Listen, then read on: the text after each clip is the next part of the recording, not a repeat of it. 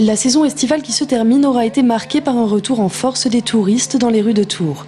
Avec une fréquentation de l'Office du tourisme en hausse de plus de 10%, la mairie peut se targuer d'avoir réussi à séduire de nouveaux vacanciers cet été. Ça a été un vrai succès, que ce soit le musée des Beaux-Arts, que ce soit la guinguette des bords de Loire, ou encore des lieux comme la place Plumeau ont été très fréquentés par les touristes. Jean Germain est extrêmement attentif au développement de nos relations avec la Chine et ça paye, ça marche. En termes de développement donc touristique. Tout ça est en marche pour, je crois, le bien de tous, puisque évidemment le tourisme c'est de l'emploi, et puis c'est de l'emploi non délocalisable. Et si le beau temps a joué en faveur des terrasses de la place Plumereau, les vacanciers n'en ont pas pour autant délaissé les musées, bien au contraire.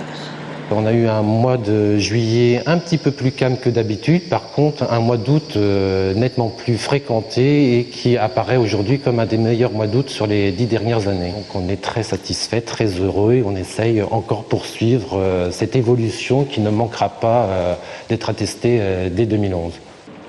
Pour les nouveaux venus, l'été 2010 aura été une première saison placée sous de bons auspices. On a été agréablement surpris parce qu'on a eu vraiment une poussée, une montée en croissance entre l'ouverture qui a eu lieu le 18 mai et puis toute cette période estivale, notamment les 2 premières semaines d'août où là on a été vraiment agréablement surpris. Parce que c'est vrai que on a ouvert en tout début de saison, donc on a été peu connus. Donc là pour l'année prochaine, on va vraiment axer sur la communication et sur les relations de partenariat.